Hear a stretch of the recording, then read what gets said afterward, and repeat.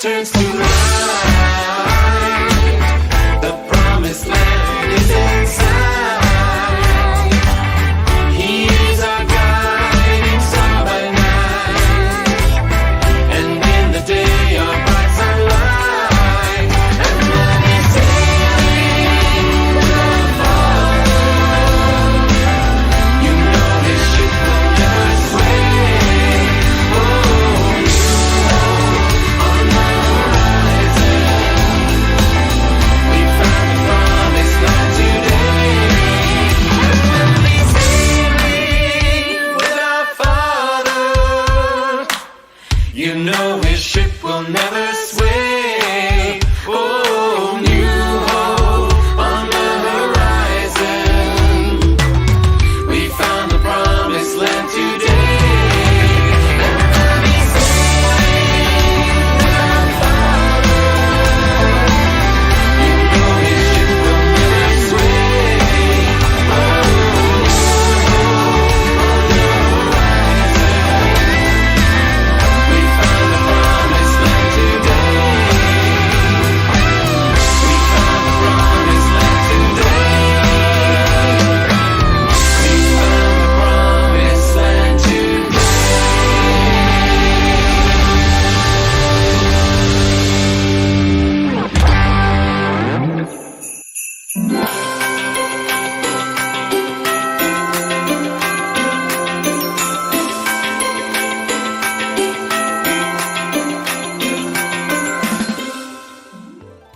Good morning, brothers and sisters. Happy Sunday. Welcome to the National Family Service and Happy Holidays. I hope you all enjoyed your Christmas with your family. And today we're celebrating the last year of 2020. It's going to be an awesome one. Thank you for joining us. I want to invite everybody to pull up your cup of coffee or your tea or whatever you like to drink in the morning. Grab your family and really open your hearts to enjoy this wonderful Sunday service we have planned for you. Let's kick it off with our opening song. For our opening song, we want to continue the spirit and festivities of this Christmas season. We're going to Maryland to hear the New Hope Band performing the classic song, O Holy Night. Let's sing along with them. Hi everybody, this is the New Hope Band. Claire Stein on vocals, David Moffat on bass, Frank Groh on keyboards, and me, Dan Pfefferman, on guitar. We're going to do O Holy Night.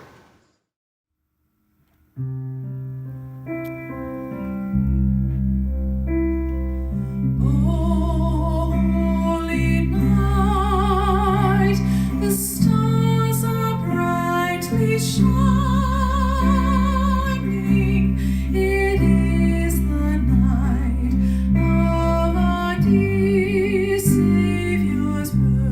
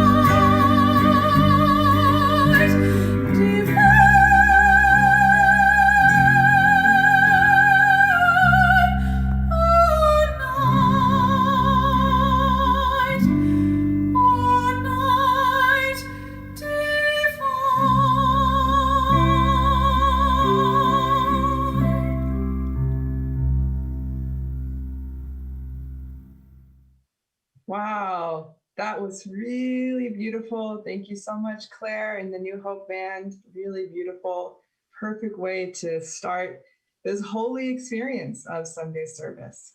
And to continue with that, let's go to our celebrate him who brought such a close relationship and an understanding to you as our parent. Thank you so much for our president, Naokimi Shiroda, who's been sharing with us a deeper meaning of the different relationships we have as siblings and children and parents and grandparents. And we understand that your ideal is that we live in the kind of world that we all long for, which is a world of one family under God, Heavenly Parents, holy community. Heavenly Parent, it's been a remarkable year, despite the fact that it's been labeled a year of lockdown. We've been able to accomplish so much. You've caused us to use different media to be able to be even more effective to share your love and your truth. And we're so grateful for that and so excited about the future. So we're looking forward to the message you've prepared for us today through our president and through the fellowship we share as your holy community. We offer you this prayer in the name of the Krishna Bless Central family.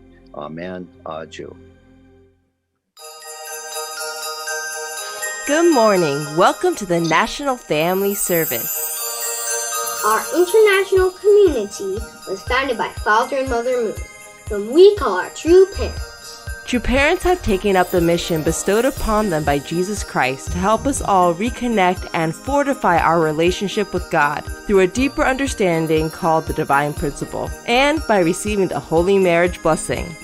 To learn more about our community, just type #Connect on the Facebook chat or sign the guest book on the nationalfamilyservice.org. On our website, you'll find all the links you'll need for tithing, community meetups, kid resources, and more.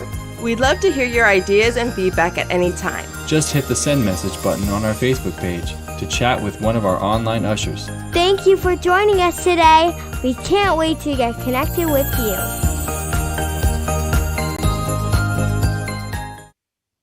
Thank you. So brothers and sisters, at this time, we want to bring our local offering and our tithe to the local church. To be able to do that, you can type #tithe in the Facebook comments, or you can go to nationalfamilyservice.org and use the drop-down button to find all the information you need to make your local tithe. While you're doing that, I hope you enjoy both of these beautiful offertory songs. For our first offering song today, we want to feature 8 members from this past year's STF Europe program and their virtual choir collaboration of the song, Have Yourself a Merry Little Christmas.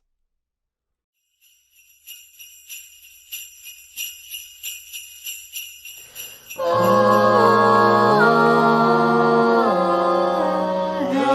yourself a merry little Christmas. Let your heart be light. Next year all our troubles will be out of sight.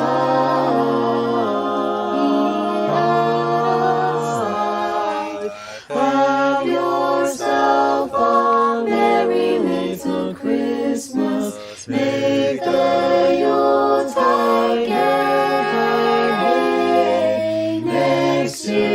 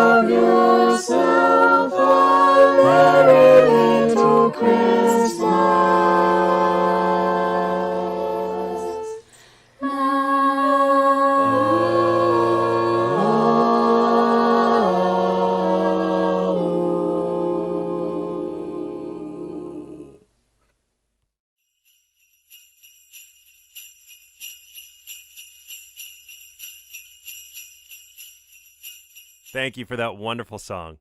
For our second offering, we have a virtual duet by sisters Ji-sun and Sunwal Reiner, singing the song I'll Be Home for Christmas. Merry Christmas! My name is Ji-sun. And I'm Sunhwa. And we'll be singing I'll Be Home for Christmas to celebrate this holiday season with you. We want to dedicate this song especially to the families who can't physically be together this season, like our own. But we know that love can transcend that, especially during this time. So please enjoy and stay safe.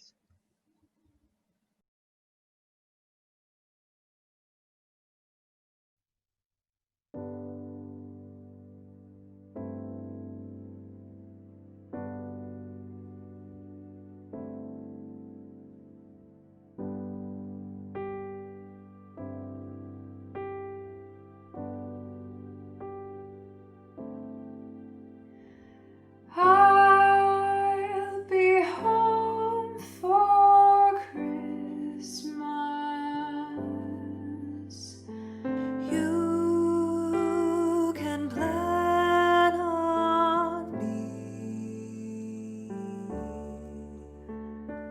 Please have snow and mistletoe and presents by the tree. Christmas Eve will find me where the love light gleams. I'll be home for Christmas, if only in my dreams.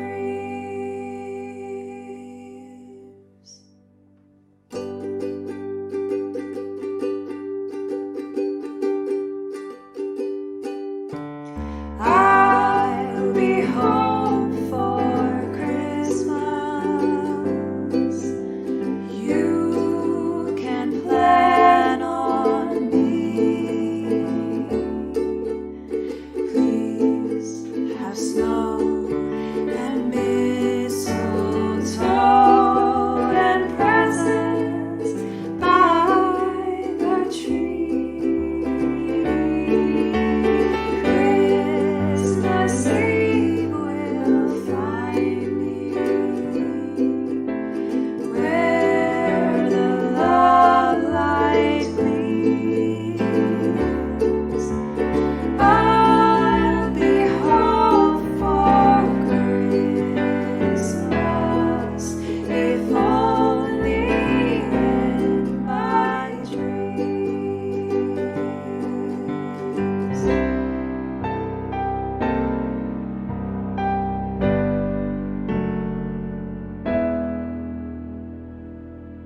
If only in my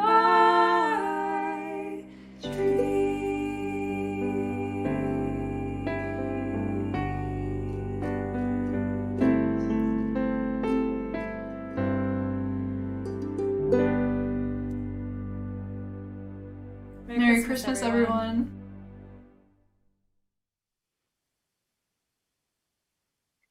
Thank you, Sunhwa and Ji-sun, and thank you, STF Europe. It's pretty amazing that we get to welcome people from all over the world to perform here in our National Family Service. Thank you so much, everyone, for your offerings and your tithes. At this time, I have the honor and the privilege to be able to welcome our main sermon giver this morning, our National President of Family Federation here in America, President Naokimi Ushiroda. We're really excited to hear from you today, Naokimi. Okay, good morning, brothers and sisters. Thank you for joining us for the National Family Service. Yeah, exciting today. It's right after Christmas, and there's a few things on my heart I'd like to share with you all.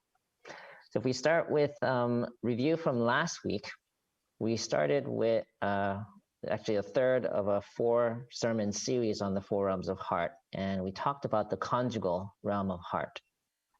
So just for a brief review, we talked about how a true conjugal realm is meant to be exclusive, that you are really meant to love your spouse, your husband or your wife exclusively, not to share that love.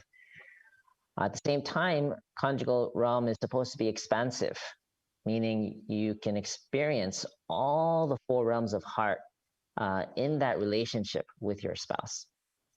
And finally, the last point was about how to invite God into the most intimate relationship with your spouse by really focusing on giving more than receiving, and really in emotionally connecting over physically stimulating each other. So those were some tips on how to really grow this important realm of heart. So today, we covered in the past 3 sermons the children's realm, the siblings realm, and the conjugal realm. And today we're going to cover the parents' realm of heart. And just as a reminder, here at the Heavenly Parents Holy Community, really to simplify our main mission is about really understanding and receiving God as our Heavenly Parent. And on that foundation, to practice these 4 realms of heart within our family so that God's love can be felt and share that with the rest of society and the world. So today, in this 4th realm of heart, the parents' realm, let's explore what that's about. So we have a quote here from the Mother of Peace on page 230. A husband and wife who believes in the sanctity of love and fulfill their responsibility accordingly are practicing true love. True love makes us true husband and wives who, after giving birth to sons and daughters, grow to become true parents. So, yeah, it's important to note that all of these realms of heart build off of each other. So really the foundation of the conjugal realm of heart, of truly loving your spouse, this sets the foundation to now enter this realm of giving birth to a child and being able to love that child. So how do we develop this parental realm of heart? Let's find out. So let's read here. Finally, what is the perfection of the parents' realm of heart, and how is it accomplished? The status of parents is granted in the moment the couple's first child is born and lets out that first cry announcing its arrival. So important tip, looks like the first step is having a baby. Seems obvious, but let's continue. A couple gives birth to and raises a child as a creative act that allows them to experience through the relationship with their child as their object partner an eternal joy similar to what God experiences. They take on the glory of being a second creator acting in God's place. This is a passage from Father Moon back in 2005. So it's interesting what he's saying here is that we become like God when we create and birth a child. In one sense, we are like gods to our newborns. We basically provide everything, and when they cry, they're completely dependent on us. And so we are kind of like in the position of God to our children. And we do everything to prepare a safe environment. I remember when I was preparing for my children, we had to get the crib, and we had to, how do I say, babyfy, like, round all the corners and buy all those cute baby clothes. Like, there was so much preparation, the car seat, to prepare for the child. And that's the same exact thing that God did when creating us in the very beginning, Adam and Eve. How much all of creation was prepared to create an environment for humans to be born. So this is really the essence of parental love, is learning to love unconditionally as God does. Okay, this is the first point about parental love, is learning to love unconditionally. So let's read here. Then what is true love? I love this passage, by the way. This is one of my favorite quotes. Its essence is to give, to live for the sake of others, and for the sake of the whole. True love gives, forgets that it has given, and continues to give without ceasing. Again, a passage from Father Moon. You know, on paper, this sounds really nice. In reality, it's a bit more challenging. Anyone who's been a parent would probably understand, but for those who aren't, let's try to break it down for you. Imagine a loved one. So let's say it's not just anybody, but a loved one is asking you for food every 2 hours. Okay, maybe not so bad. What if that friend or that loved one asked you to wipe their butt every 2 hours? Okay, a little bit strange, but maybe if you love them enough, you'll do that. What if that loved one, instead of asking politely, screams at you at the top of their lungs every 2 hours, demanding to be fed and having their butt wiped? Okay, now that sounds pretty extreme. Let's take that another step further. Let's say that loved one does this not every 2 hours just during the day, but throughout the night, wakes you up by screaming in your ear that they want to be fed and their butt to be wiped. Well, that's kind of what it's like when you have a newborn. I remember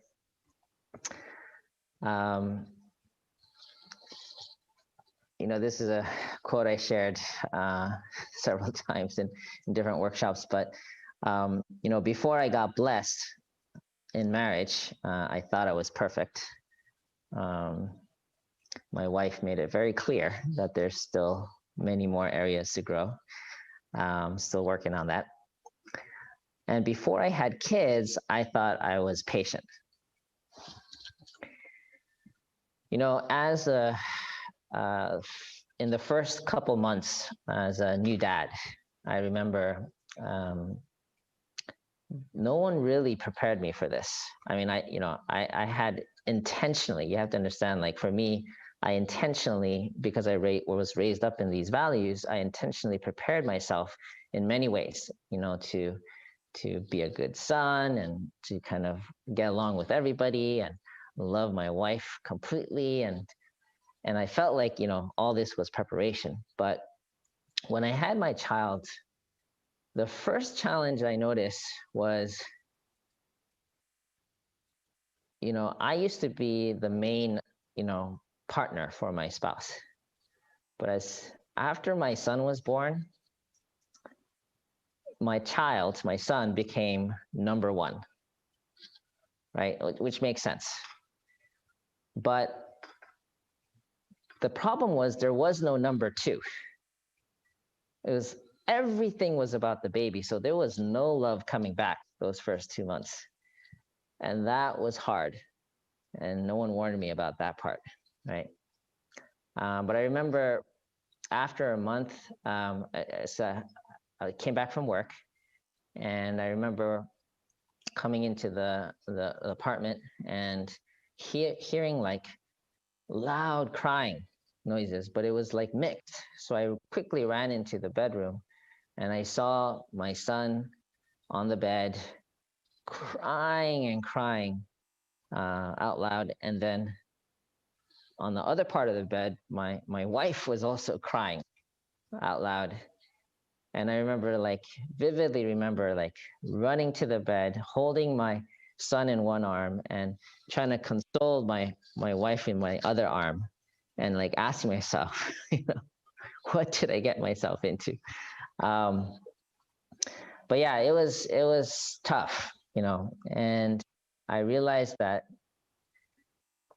being a parent is really this incredible practice of loving unconditionally. So whether you're ready for it or not, your heart will be forced to kind of stretch and grow, to be able to give and forget that you've given and then give some more.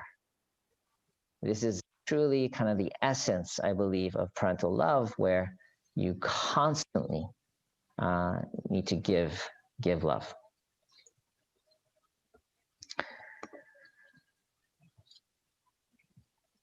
There are a couple other key elements of parental love that I want to also mention here. Here's a quote from Proverbs, a verse from Proverbs chapter 3, verse 12. Because the Lord disciplines those he loves, as a father the son he delights in. This is a kind of an interesting passage. It talks about disciplining those that you love. So it's more of a kind of a strict or a hard kind of love. And yeah, a key element of parental love is that it has this dual aspect of both a fatherly and a motherly aspect of love. So yeah, a couple quick stories. So one time, I remember, this is also early in my parenthood, I think my son was a toddler, and he was, my son was trying to get a toy on the bed, and he was really short, so he couldn't quite reach the toy. And now that I think back, I think I might have purposely put that toy right out of his reach. Yeah, that's probably what I did. Anyway, so he was reaching, and the only way he could get to the toy was if he was successfully able to climb onto the bed. So he would lift his leg and it would kind of slip, but he would keep trying and keep trying. And then he would get so frustrated that he started crying, because he wanted that toy, but he couldn't reach it, and he was trying. And there I am on the side, like just encouraging him. You got this, you can do this. And then my wife comes running from the other room and like looks at the situation, and she's like, what the heck are you doing? Can't you see he's crying? And he picks up my son and consoles him. And I was a little defensive. I was like, what? I'm training him. I'm preparing him for the world. So I noticed that there is this difference in kind of nature, in terms of there is this kind of fatherly tough love, kind of where really want to prepare, challenge, help your children grow. And then there's this motherly aspect that just simply wants to embrace, care for, protect, console. And I felt like I was able to kind of experience both of those realms. Another quick story was very similar, but my son was also a little bit older, and he was trying to kick the soccer ball into the net, and he kept missing. And I remember, I don't know, it was like I felt like I really wanted him to succeed, and I remember him saying like, oh, I can't do this, but I kept saying like, no, you got this, you can do this. And I feel that many times in our lives, we give up on ourselves. We stop short. And but a coach, a parent, God as a parental figure, your own parents, how much they want to really encourage you to be able to go beyond what you believe is possible. So yeah, I just want to really convey that spirit, that heart, that that your parents, God as your parent, really wants you to succeed in anything that you do. And that they're behind you, cheering you on all the way. So that's kind of a second aspect of parental realm, is this both fatherly and motherly aspect of love. And finally, I'd like to share about, parental love being very unique. That this other aspect of parental love is that we need to learn to love each child uniquely. And one time I was traveling quite a bit, doing some kind of speaking tour, and I was away from the home for quite a while. And on the way back, I felt like I needed to get something for my kids. So I decided to stop by at a Cracker Barrel, and I was looking for different, toys that I could get. And so I found something that I felt my daughter would love, and I found something that I thought my son would love.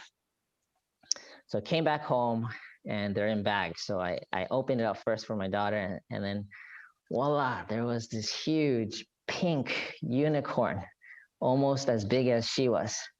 And she was overjoyed, immediately hugging and, bringing it to the bedroom and sleeping with it. And so I really felt like she could experience love through receiving this soft, cuddly toy that she could sleep together with. And then for my son, I knew that, probably dolls wouldn't cut it. Even some Legos and other things wouldn't do it. So I thought hard, and then I decided on something. And what I brought out was this big box of Nerds. I don't know if you know. It was literally like 2 by 3 feet box, and it had small packs of Nerds in there. And his eyes went so big, and he was like, "Oh my gosh." He was so excited to see that. And of course, my wife was like, why did you get so much candy? I think my parents even were criticizing me for my choice of gift, talking about how it's not good for the health and that kind of thing. But looking back, I definitely don't regret that, because, more than the gift itself, I felt it was the memory that was created, that sense of awe and the sense of joy from the children. Kids grow up so quickly.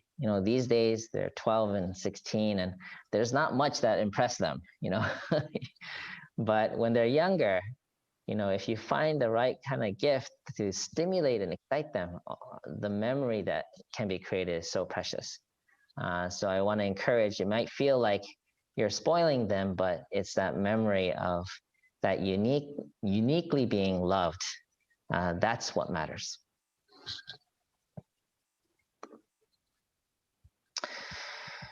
So, really by exploring this parental realm of heart and this season of Christmas having just passed, I really wanted to also apply that same kind of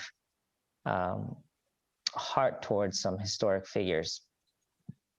If we understand how much we love and invest in our own children, and if we also understand that God is our heavenly parent,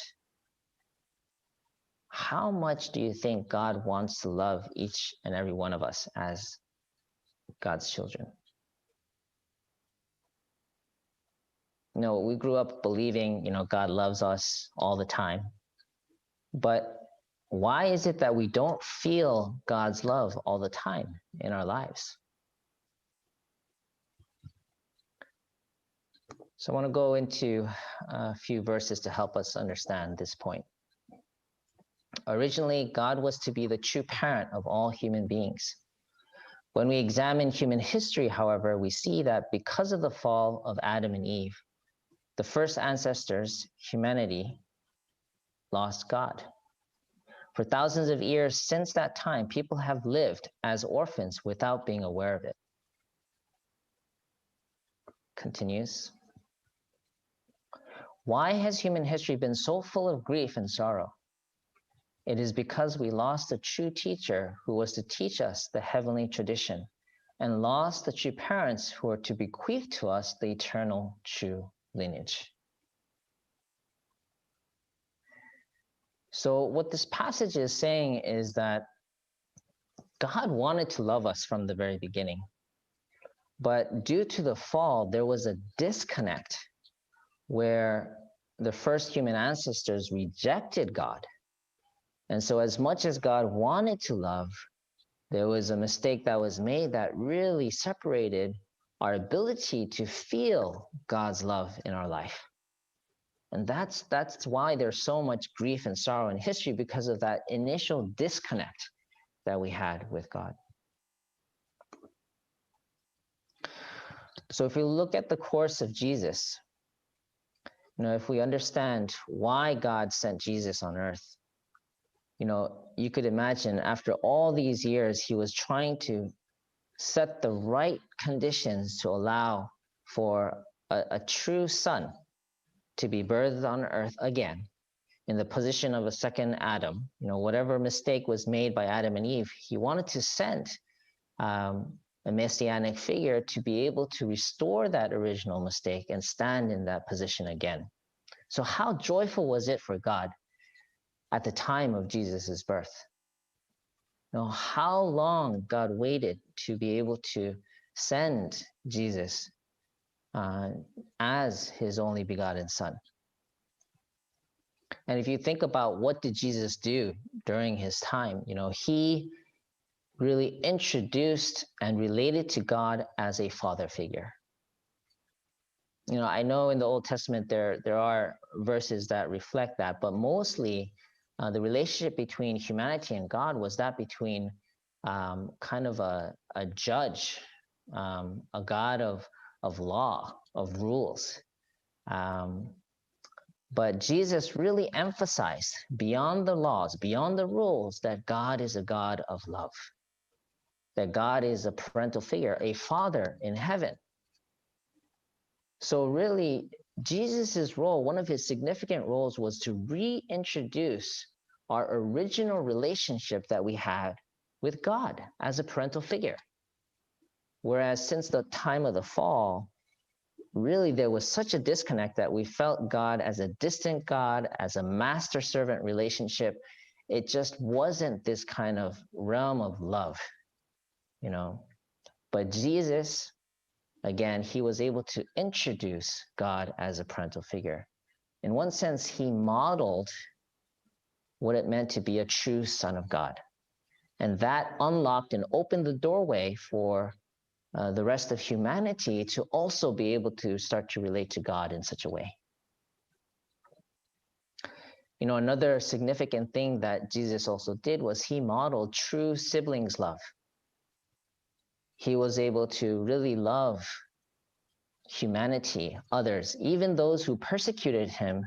He was able to model what it meant to be a true sibling, to really love each person despite their misunderstanding, to love them as God would.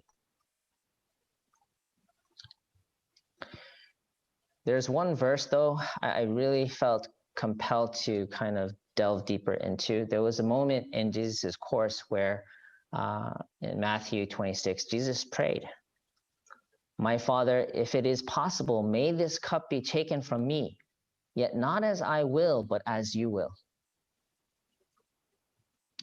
And having studied Christian theology, I know that one of the more common ways that this passage is understood is that this was reflecting a moment of weakness for Jesus, that he was afraid of dying, scared of death, and that's why he was asking God, can this situation pass from me so that I don't have to be crucified? But I feel like this is a severe misunderstanding of Jesus's heart at this time. That actually what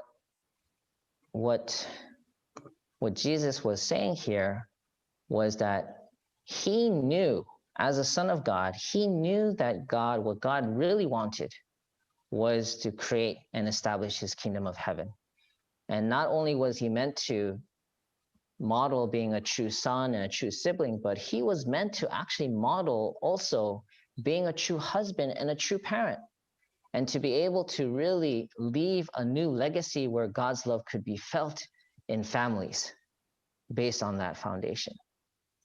So when he asked God, please let this cup pass from me, he said that because he knew how much it pained God to have to send him to the cross at this time, and that God would have to wait another 2,000 years or another long period of time before he could fulfill his original intention. So as a filial son, Jesus, it pained him to his heart that he was asking God, is there any other way where we can make this work? But unfortunately, the conditions were not enough. There was faithlessness among his disciples and the people, and he had to go the way. And in the end, Jesus was still able to make the ultimate sacrifice and condition the highest quality of love, which is why Christianity flourished afterwards.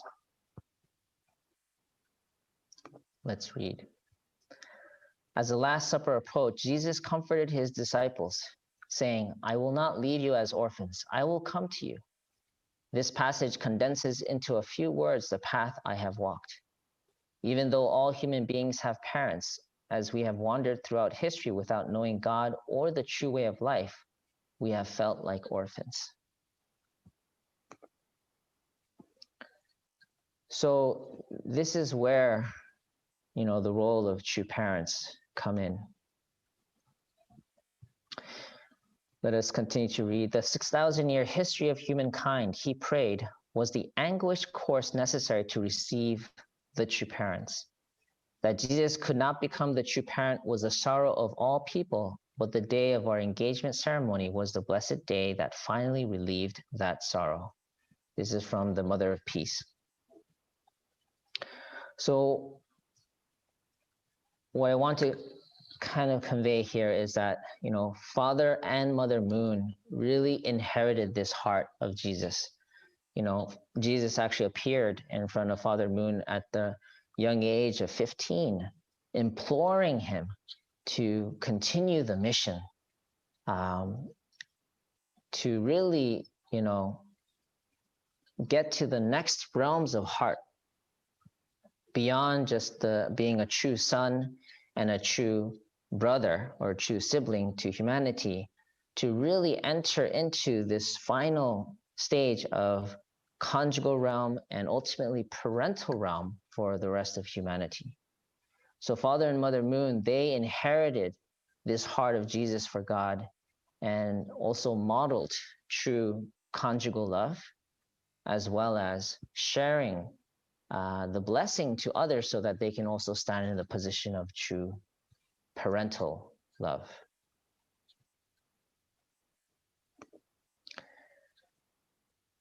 True love is the most important factor in creating a happy family.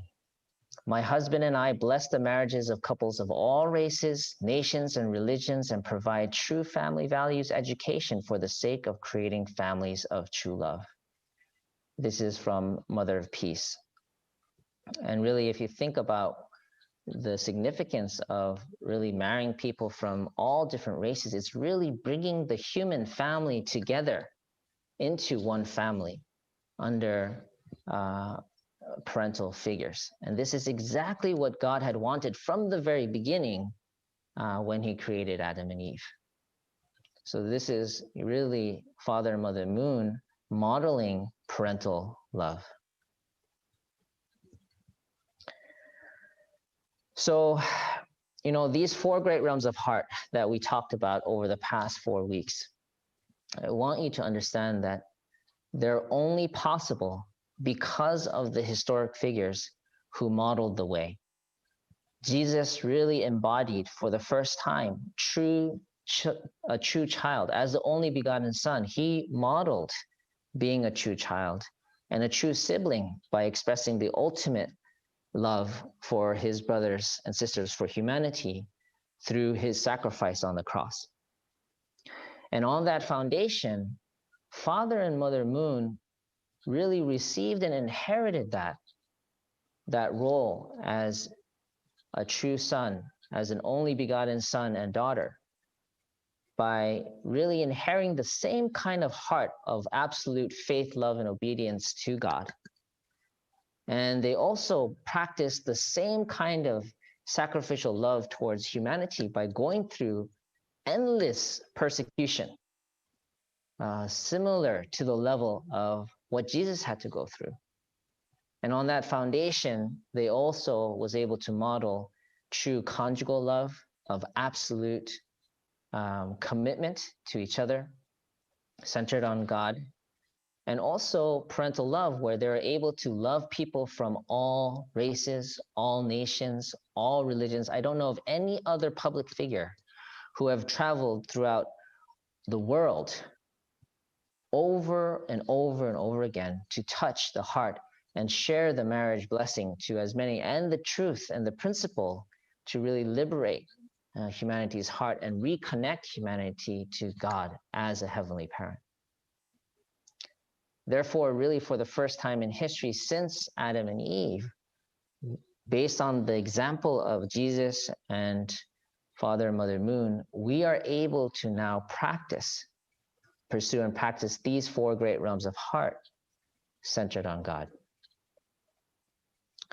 So brothers and sisters, how blessed we are to really have received this blessing and be able to experience God's love more directly in the family through practicing these four realms of heart.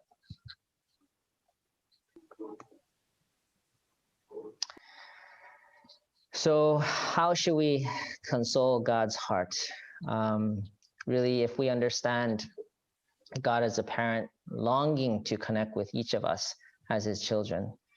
A quick story. I was on a missions training program for a couple of years, and I was asking God, what do you want me to do? I can do anything you want. Do you want me to continue doing missions, or do you want me to go back to school? And my parents wanted me to go back to school. Some of my peers wanted me to stay on the missions. So I was kind of in a crossroads. So I really asked God, and his response was, whatever you decide to do, I will support you. I was like, thanks, God, but I wanted a clear answer, one way or the other. And then, so I did another kind of condition where I prayed for 21 days, 7 minutes or 21 minutes every day to get an answer to this question. What is it that you want me to do? And in the middle of that condition, another answer came. And this time, the phrase that surfaced was, there are many people who are more capable than you are. That was an interesting start to that statement. But anyway, I guess he needed to humble me. But he said, there are many people who are more capable than you are, but who among them are doing my will? And the tone of the voice was very somber, kind of sad. And I remember feeling my heart jumping out and like, whatever you want me to do, I want to be there. I want to be someone who can support you in whatever you need. This experience happened over 20 years ago. But I know that every time I face struggle and challenges, I come back to this point of experiencing that kind of closeness in heart with God, that I want to do whatever it takes to support God in his will. So I know that many of you have experienced the same, and I know that, Jesus, even Father and Mother Moon, they experienced this heart of God, and that's what kept them going through all the challenges that they had to face. And I want to encourage you, everyone that's listening, to try to tap into that personal relationship with God. Try to uncover the deeper heart that God has, this sorrowful heart that's longing to connect with each one of his children personally, and help bridge that gap that most people still feel in their relationship with God.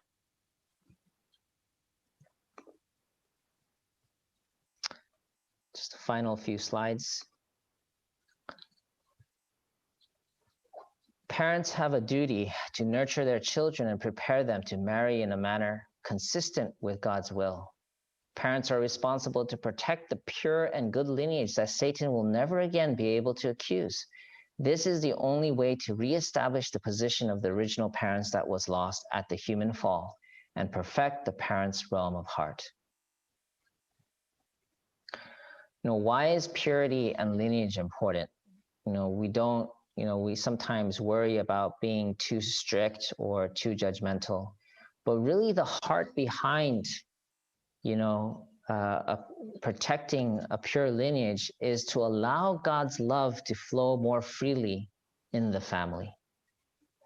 When your heart has been torn and has been misused, then it's harder to really freely feel God's Spirit in your relationship. And that's why purity and that's why lineage is so important. When true parents, true spouses, and true children form a peaceful family, happiness follows naturally. No matter what difficulties come, the parents' heart of love for their sons and daughters should never change. So having said that about the importance of purity, no matter what your children did or didn't do, we as parents are like God's representatives on earth. And so we must continue to love each of our children unconditionally. In one sense, we are God's arms and legs. We are the vehicles through which God can touch people's hearts. And so we need to try to model that kind of love that God has for each of his children. So as a recap, really developing your parental realm of heart. Number one, it's about learning to love unconditionally. This takes practice. Also to love as both a mother and a father would, sometimes embracing, sometimes more strict, and to learn to love each child uniquely, based on their needs, their interests.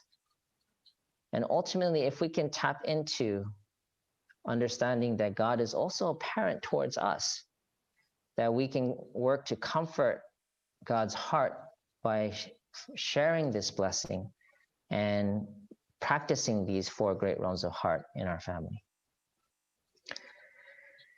So, yeah, brothers and sisters, let us really develop this parental realm, practice loving our children unconditionally and uniquely as God's done, and let's console God's long-suffering heart for us, just as Jesus and just as Father Moon, Mother Moon have done, by continually sharing his love, God's love, and sharing these realms of heart within our family and society and beyond. So I'd like to leave you with a reflection question. How can I love my children and others from God's perspective this week? And again, this is not an absolute, but for those who want to challenge this week, try caring for someone as God would want you to this week. Reach out to somebody that maybe you haven't talked to in a while and really see them from God's viewpoint. Try to touch their hearts. And for an extra challenge, for those who haven't done so yet, try attending morning devotion live on Zoom at least one time. I think it'll be a new experience for you. So with that said, thank you for listening and attending today. That's what I like to share about the parental realm of heart. Thank you, President Nakimi. Really sincere and authentic message. Thank you for sharing about the parental realm of heart. So blessed families, let's take some time to reflect on the question that President Nakimi has prepared for us, which is, how can I love my children and others from God's perspective this week? Let's take a minute and reflect.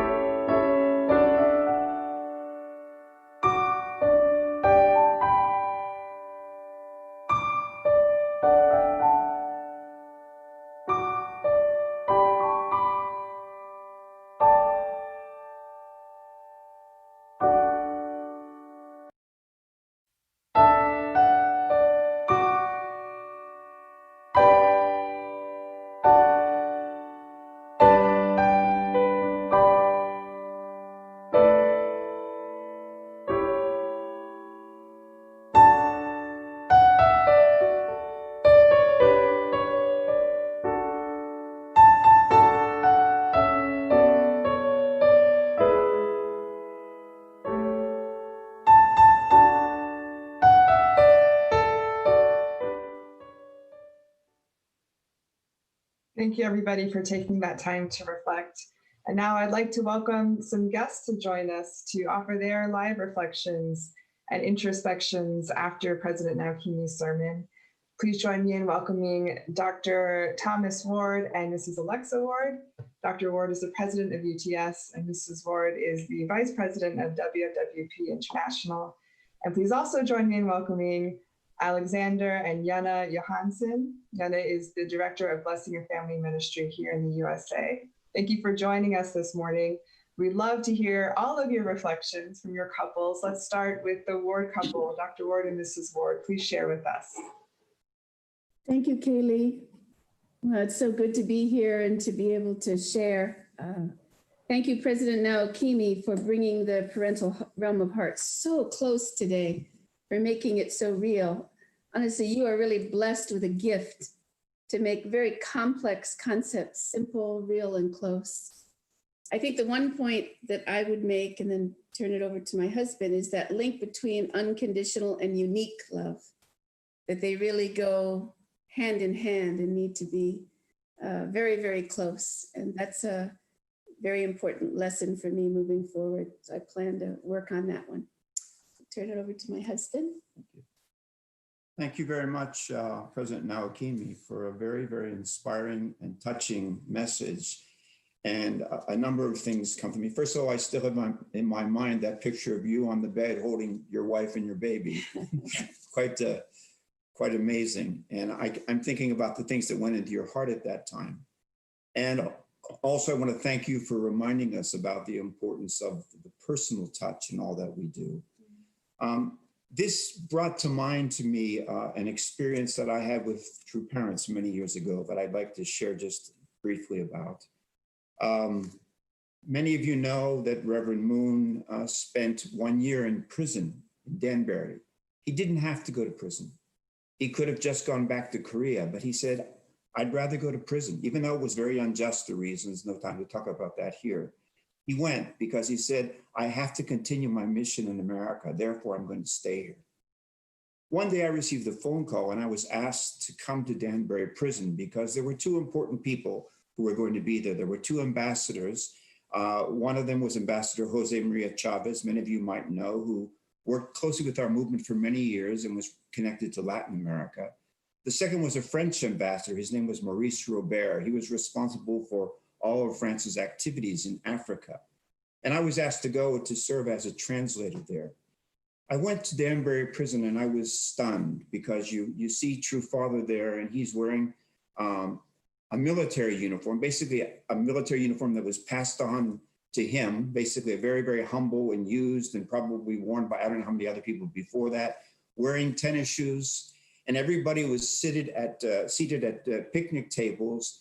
And the only refreshment that Mother could offer, Mother was very, very, very gracious. The only refreshment she could offer to us was just Yahoo chocolates, you know, and we were sitting there at this kind of like a picnic bench with True Parents and with these two ambassadors. And Father just was so excited to see them. The circumstances around him were unbelievable, but he was just so excited to see them. And he poured his whole heart into each of them. He spoke to Ambassador Robert and talked about the important role that Europe had in relationship to Africa. And then he turned to Ambassador Chavez and he spoke to him about how the voice of Latin Americans in the United States had to become stronger to lobby for the situation of what was going on in South America and Central America and other places. He just was filled with enthusiasm and care just about them. He poured his whole heart into them. And as we ended our meeting, Father and Mother came and they greeted us and we walked back down from Danbury towards our car. And as we walked back towards the car, Ambassador Chavez turned to me and he said, you know, Reverend Moon is in prison, but he is a free man. That's the point. The parental heart can free anyone. And thank you for reminding us about that today, Pastor Naokimi.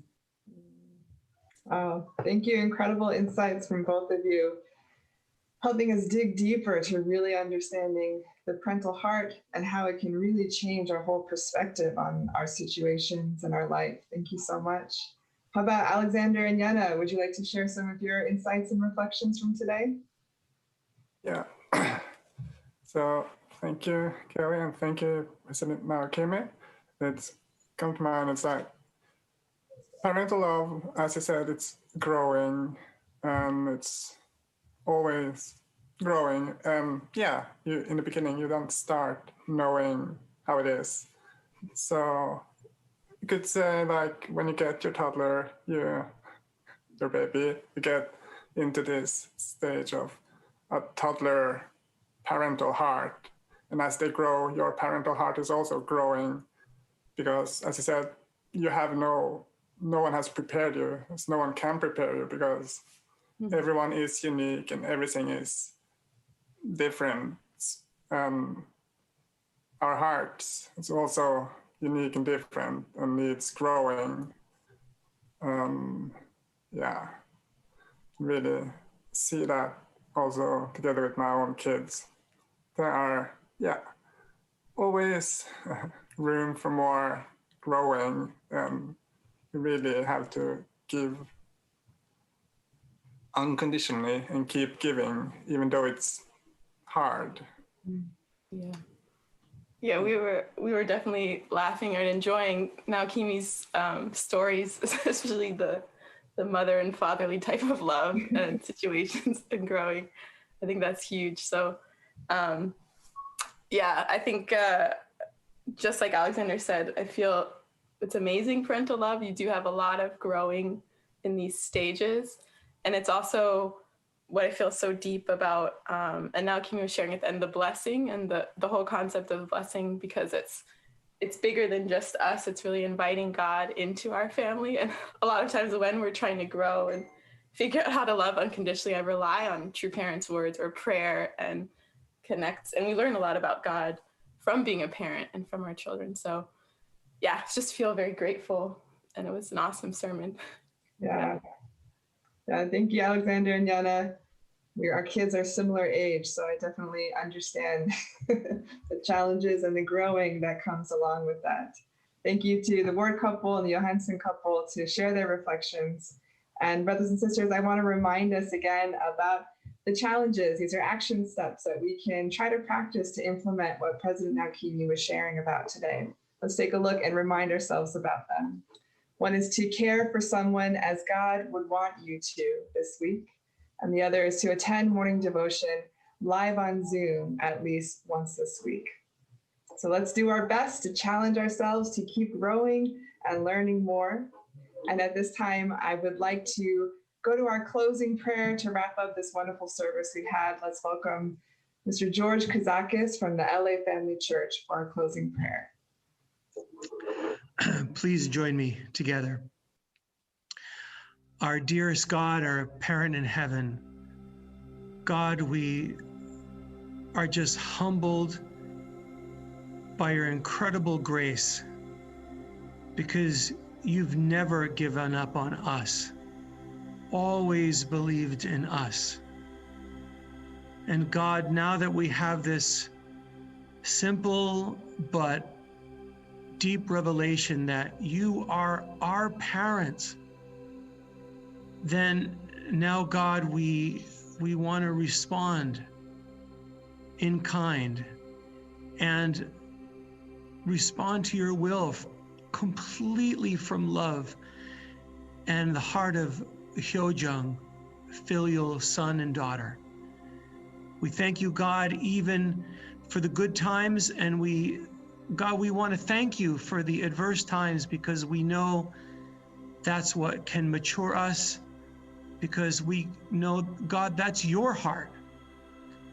And we thank you for this journey and for this understanding of your heart today. Reporting in the name of Georgia and Christina Kazakis of Blescentra family. Adieu. And for our closing song, we're welcoming back the Liverpool Lads from Nutley, New Jersey for a special holiday song they have for us. Hello, ladies and gentlemen. We're the Liverpool Lads, and we're all excited that Christmas is coming. And hey, Paul, what are you hoping to get for Christmas? Me? Peace. Wow. How about you, Ringo? Me? Love. Impressive. George? Harmony. Wow. How about you, Roger? Well, me? Well, to be honest, I was hoping for a new guitar. But no, forget that. I hope for goodwill to all men and women. Yes. So here's our Christmas song, and I hope you'll all sing along. So this is Christmas, and what have you done? Another year over, and a new one just begun. And so this is Christmas, I hope you have fun. The near and the dear ones, the old and the young. Very Merry Christmas and a Happy New Year. Let's hope it's a good one without any fear. So this is Christmas, for weak and for strong, for rich and the poor. The world is so long and so happy Christmas, for black and for white, for yellow and rose. Let's start from the height. Very Merry Christmas and a Happy New Year. Let's hope it's a good one without any fear. So this is Christmas, and what have you done? Another year over, a new one just begun. And so happy Christmas, we hope you have that you live in the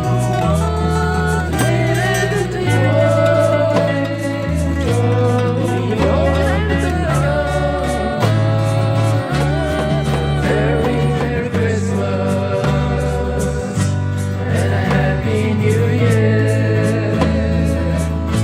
Let's hope it's a good one without any fear. War is over if you want it. War is over now.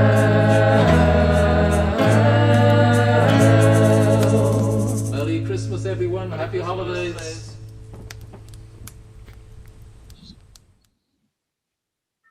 Thank you so much, Liverpool lads. It's always wonderful to see you guys performing together. Brothers and sisters, I hope that you had a great experience on this Sunday service, our last Sunday service of 2020.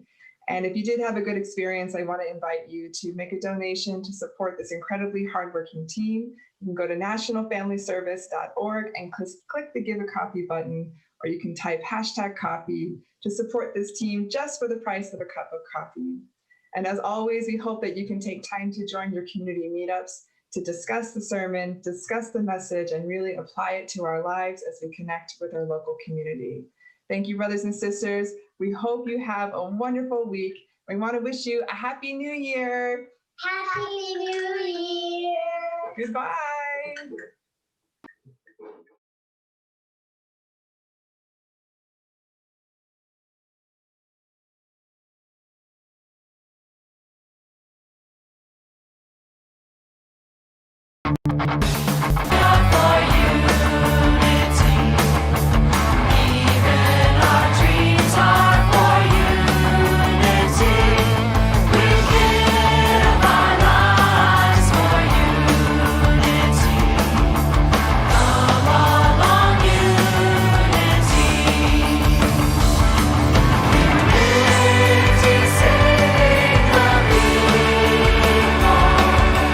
Unity